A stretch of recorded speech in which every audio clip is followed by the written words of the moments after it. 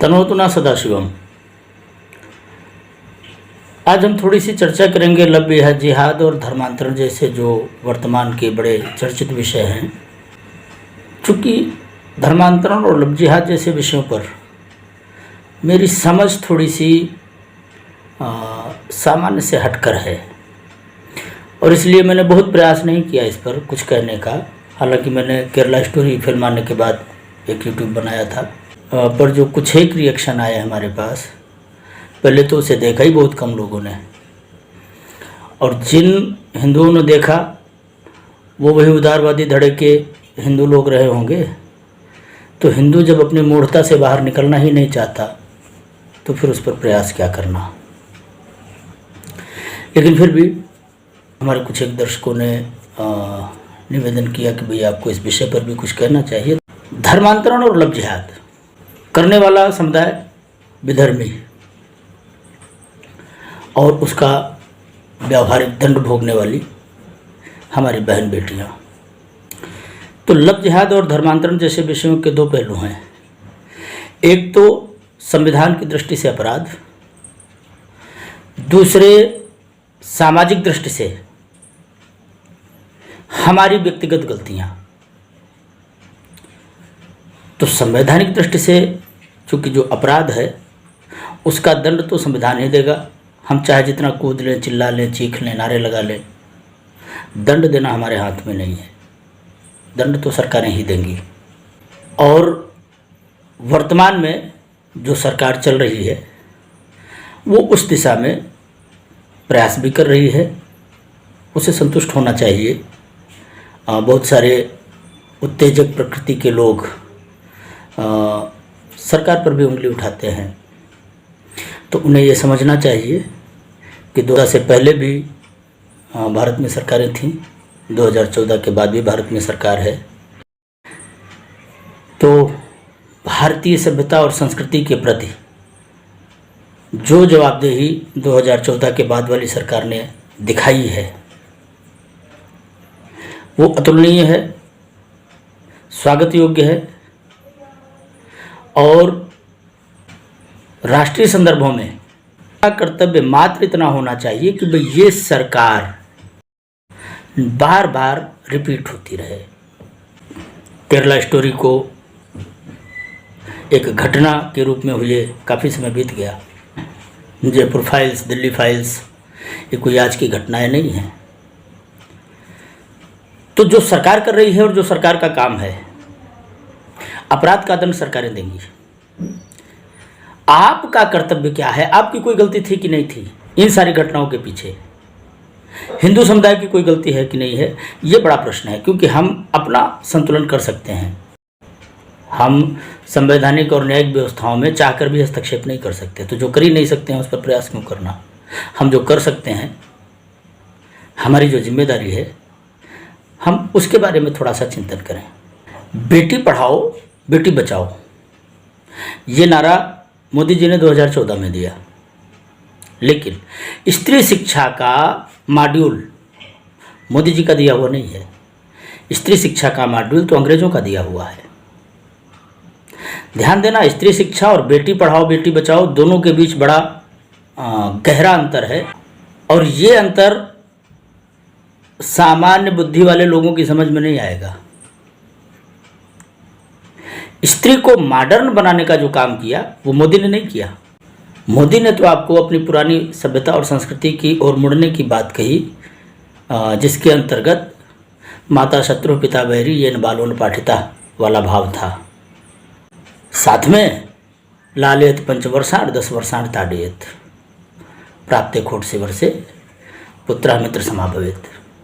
इस तरह की जो हमारी भारतीय भावना थी संतानों के विषय में, मोदी ने आपको उस तरफ मुड़ने के लिए कहा था। अब अगर आपने वो भाव उनका समझा नहीं तो ये गलती आपकी है। इसके लिए मोदी जिम्मेदार नहीं, और इसके लिए मैं किसी मुसलमान को भी जिम्मेदार नहीं मानता। चोरी करने वाला व्यक्ति जो स्वभाव से ही अपराधी है, और हम जानते हैं कि अपराधी है, हजारों वर्षों से प्रमाणित है, तो उसने तो चोरी करनी है। आपको उसकी चोरी से स्वयं को कैसे बचाना है ये जिम्मेदारी आपकी है या सरकार की है, पुलिस की है? सरकार का जो काम है वो कर रही है, अब वो कैसे करेगी, किस तरह करेगी, प्रोसेसिंग क्या है, वो उसी तरह काम करेगी। आपका कर्तव्य इतना है कि भाई बेटी बचाओ और बेटी पढ़ाओ के नारे को अपनी सांस्कृतिक मर्यादा के अंतर्गत रहकर जीने की जो प्रवृत्ति आपने खो दी थी उसे रिस्टोर करने की ज़रूरत है। अब किस तरह रिस्टोर होगी? स्त्रियां पढ़ें, कन्याएं पढ़ें, वो जितना पढ़ना चाहती हैं उतना पढ़ें, लेकिन दरअसल आपके पालने का तरीका बच्चियों को और बच्चों को ये बड़ा खतरनाक हो गया है। आपका बच्चा 8 साल का होता है और आप उसे अंग्रेजी स्कूल में जब वो ABCD-EFG पढ़ने लगता है तो आप उसे अंग्रेज मान लेते हैं, आप उसे अपना नियंता मान लेते हैं, अपना अनुशासक मान लेते हैं। आप बच्चे को उस अनुशासन से बाहर कर देते हैं जो अनुशासन हमारे प्राचीन गांव घरों में था, जहां पिता के सामने बेटी की हिम्मत नहीं पड़ सकती थी कि वो सामने खड़ा होता, और वो अनुशासन एक कड़ा अनुशासन था बच्चे के लिए। तो स्त्री और पुरुष का विमर्श छोड़िए, इस पर तो हम स्वतंत्र वीडियो बनाएंगे। प्रमुख बात है कि आपने अपनी बेटियों को इतनी आज़ादी दी कि बेटियां आपके आंगन की परी नहीं रह गईं, वो स्कूल और कॉलेज के कैंपस की अप्सराएं बन गईं, और आपने उनके उस अप्सरा बनने वाले भाव को प्रमोट किया। बेटी ने जीन्स मांगी, आप उसे जीन्स देंगे कि नहीं देंगे ये आपका विवेक था। बेटी ने बिकनी मांगी, उसे बिकनी पहनानी है कि नहीं पहनानी है ये आपका विवेक था। तो अगर आपने जीन्स खरीद कर दी है, आपने बिकनियाँ खरीद कर दी हैं, आपने स्कर्ट खरीद कर दी हैं इसलिए कि वो स्कूल में जब पहन कर जाए, तो इसके लिए बेटी दोषी नहीं है। क्योंकि 15 साल 16 साल तक कोई भी बच्चा या कोई भी बच्ची परिपक्व बुद्धि की नहीं होती, वो हवा के साथ बहने वाली होती है। और वहीं पर माता पिता का रोल होता है कि वो अपने बच्चे का संतुलन करे। हमने पहनावा बदला, हमने बच्चों के बॉयफ्रेंड और गर्लफ्रेंड को स्वीकृति दी, हमने सर्वधर्म समभाव की भावना को व्यावहारिक रूप दे दिया। और हमने अपने बच्चों को, जब बच्चों ने आकर हमें बताया कि पिताजी या मम्मी कोई हमारा फला दोस्त है, वो हमारे घर में आएगा, हम उसके घर में जाएंगे, तो आपने सबसे पहले भारतीय संस्कृति के उस सैद्धांतिक स्वरूप का उल्लंघन किया जिसके अंतर्गत ये कहा गया था, भावाद्वैतम सदा कुर्यात् क्रियाद्वैतम न करिचित। भावना से सभी बराबर हैं ऐसा भाव रखना है, पर ये भाव रखना है, व्यवहार में ये भाव निभ नहीं सकता, व्यवहार में ये भाव क्रियात्मक स्वरूप नहीं ले सकता, और यदि लेगा तो उसकी विकृतियां समाज के सामने आएंगी। लेकिन आपने भावाद्वैत तो नहीं किया, आपने क्रियाद्वैत कर दिया। तो आपने बच्चे के बदलते हुए मानसिक, जिसमें स्थिरता नहीं थी, जिसमें विवेक नहीं था, उसको स्वीकार कर लिया और आप बच्चे के पीछे पीछे चलने लगे। बच्चे के पीछे पीछे चलने वाली आपकी प्रवृत्ति ने बच्चे को वहां पहुंचा दिया जहां आगे खाई थी, और बच्चा उस खाई में गिर गया। अब गिर जाने के बाद तुम्हारे कितने भी रोने, चिल्लाने और कल्पने से वो बच्चा वापस नहीं आ सकता। इस लव जिहाद और धर्मांतरण के पीछे ये मौलिक तत्व है, और इस मौलिक तत्व के परिणाम स्वरूप लव जिहाद और धर्मांतरण ही नहीं, इस मौलिक तत्व की विकृतियों के रूप में एक वर्ष, पहले वर्ष में विवाह और दूसरे वर्ष में तलाक और तीसरे वर्ष में फिर उस बेटी को आपको ही झेलना पड़ता है, क्योंकि अंततः आप माँ बाप होते हैं। और ये सारा सिर्फ इसलिए होता है क्योंकि आपने बेटी को इतनी छूट दी, आपने इतनी छूट दी कि बेटी जो चाहे वो करे, और इसी को आपने बेटी पढ़ाओ और बेटी बचाओ को व्यवहार स्वरूप में देने को मान लिया कि भाई हमने बहुत बड़ा काम किया। तो ये मॉडर्निटी बच्चे की स्वयं की ओढ़ी हुई नहीं है, मॉडर्निटी उसे बाहर से प्रमोट कराई गई। मॉडर्निटी बच्चे के दिमाग में एक साजिश के तहत डाली गई।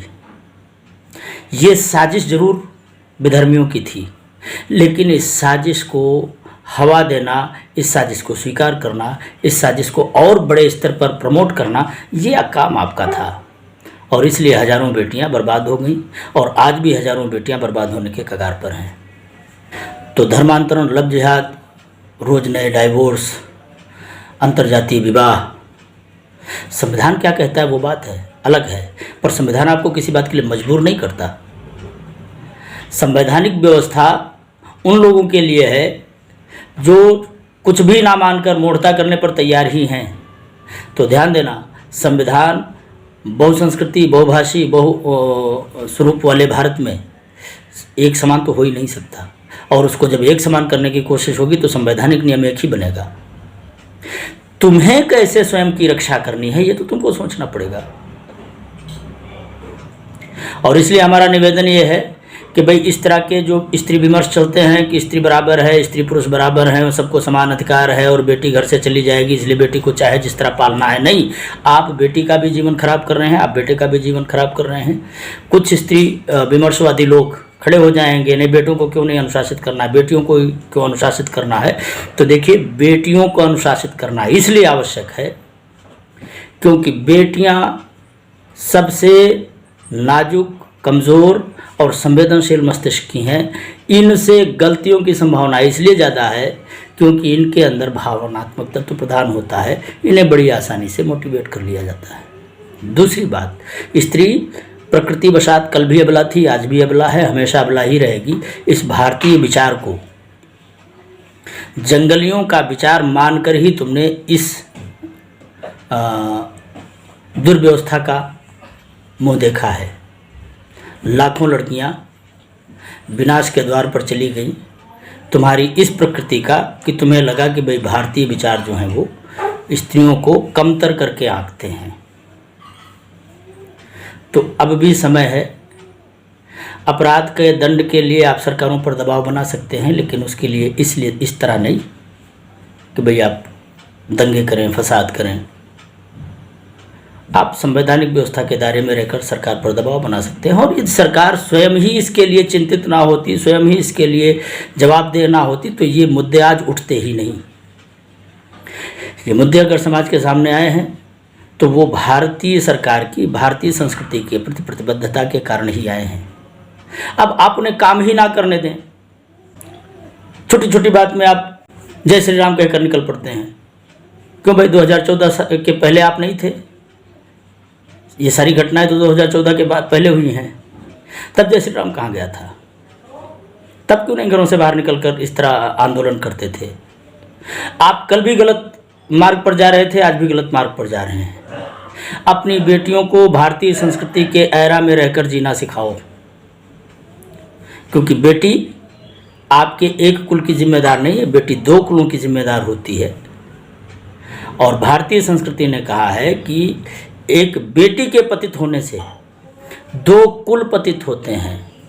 आने वाली संतान वर्णशंकर होती है और इसलिए अनुशासन बेटी पर और बेटे पर समान होना चाहिए, जिसमें ज़्यादा जवाबदेह हैं आप बेटी के लिए। इसलिए बेटी को पढ़ाओ, जितना पढ़ सके उतना पढ़ाओ, लेकिन 16 साल की अवस्था तक बेटी के ऊपर कड़ा अनुशासन और बेटी को सांस्कृतिक सीमा रेखा में कड़े अनुशासन के साथ जीना सिखाइए। बच्चे का जो स्वभाव 16 साल की अवस्था तक बन जाता है वही उसके जीवन का व्यावहारिक स्वरूप होता है। तो कोरे कागज पर अंग्रेजियत ना लिखकर भारतीयता लिखें। मदर टेरेसा नहीं, तुम्हारी आदर्श सीता हैं, तुम्हारी आदर्श गायत्री हैं, तुम्हारी आदर्श सावित्री हैं। बेटियों के पहनावे पर खास ख्याल रखें। बेटियां स्कूल जा रही हैं, बेटियां स्कूल से आ रही हैं, बेटियों के मोबाइल्स चेक करना बहुत ज़रूरी है। ये निजता वाला जो तत्व है ना, निजता 20 साल की उम्र के बाद होती है। 20 साल की उम्र तक बच्चे की कोई स्वतंत्र अधिकार नहीं। भारत को कनाडा मत बनाइए, भारत को ब्रिटेन मत बनाइए, क्यों भारतीय एरा व्यवहार में कनाडियन और ब्रिटेनियन हो सकता है, पर स्वभाव से ये भारतीय है। और जिसका दुष्परिणाम यही होगा कि भाई ना वो भारतीय रह पाया और ना वो ब्रिटेनी बन पाया, तो वो वर्णसंकरता की अवस्था में चला गया और फिर लव जिहाद और धर्मांतरण जैसी अवस्थाओं में वो फंसा। उसने अपने जीवन का विनाश भी किया, आपको दुख भी दिया, दर्द भी दिया। तो सरकारों को अपना काम करने दो। आप अपने बच्चों पर एक कठोर अनुशासन जरूर रखो, जिसमें भारतीय संस्कार और वो कठोर अनुशासन के साथ लालन करना है, पालन करना है, पर साथ में ताड़न जरूरी है। बिना ताड़न के लालन और पालन बच्चों के भविष्य का विनाश करेगा, जो पिछली कई पीढ़ियां भोग चुकी हैं। इसलिए शास्त्रों के ताड़न को सही तरीके से अपने बच्चों पर लागू करो।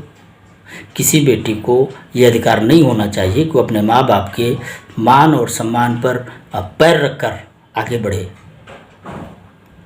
जो बच्चा आपका मान सम्मान नहीं कर सकता, वो बच्चा अपनी मर्जी से किए गए शादी ब्याह में अपने पति का सम्मान क्या करेगा। और यदि उसने पति का सम्मान नहीं किया, यदि पति ने पत्नी का सम्मान नहीं किया,